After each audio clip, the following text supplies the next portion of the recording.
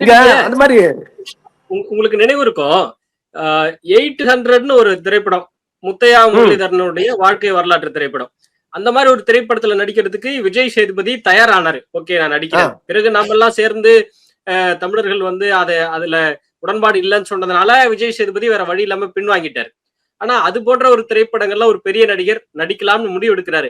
ஆனா சல்லீர்கள் போன்று, மேதகு போன்று தமிழ் வரலாற்றை, தமிழர் வரலாற்றை அல்லது இலங்கை தமிழருடைய அவர்களுடைய வழிகளை பேசக்கூடிய படங்களுக்கு ஏன் ஒரு பெரிய நடிகர்கள் முன் வருவதில்லை நடிக்கிறதுக்கு?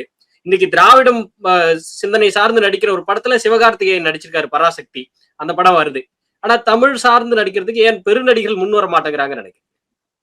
அது வந்து மண் சார்ந்து நடிகர்கள் இல்லாதனால அது ஒரு பிரச்சனை இருக்கு. அது தேவையும் கிடையாது. நம்ம அவங்களெல்லாம் நீங்க நடிகன்னு சொல்லல, நடிக்க வேண்டாம், நீங்க நடிக்க வேண்டாம். ஏன்னா உங்களுக்கு அந்த இயற்கையாவே அந்த உணர்வு இருந்தா மட்டும்தான் நீங்க நடிப்பீங்க.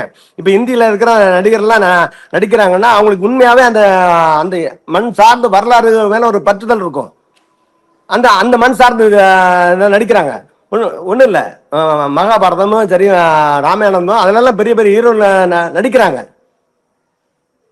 பாகுபலி அதெல்லாம் அந்த நடிக்கிறாங்கன்னா காரணம் என்னன்னா அவங்களுக்கு மண் சார்ந்த அந்த இது பிடிப்பு இருந்திருக்கும். இங்க அது கிடையாது. ஒன்றும் இல்லை, ஈழத்தமிழர்களுடைய கதையில யாரும் நடிக்க மாட்டாங்க அப்படி இருப்பாங்க, செய்தியும் வராது. ஆனா அதே இலங்கை தமிழர் தான் முத்தையா முரளிதரன். அவர் கதையில் மட்டும் தேடி பிடிச்சு எல்லாருமே நீங்க நடிக்கிறீங்க, செய்தி வர வச்சிங்க, அதுக்கப்புறம் எதிர்ப்பு தெரிவிச்ச மாதிரி தான் அது பின்வாங்கிச்சு. ஆனா இந்த மாதிரி படங்களுக்கு நீங்க வந்த உடனே அதை பத்தி யாரு இன்னைக்கு பாத்தீங்களா? யாருமே பேசல. தமிழ் தேசிய சிந்தனையாளர் மட்டும்தான் பேசுறா. இது எல்லாரும் கொண்டாடணுமா இல்லையா? யாருமே பேச மாட்டேங்கிறாங்க. அது ஒரு வலியோட ஒரு இக்கட்டான காலம். இது ஒரு வலி நிறைஞ்ச காலம்.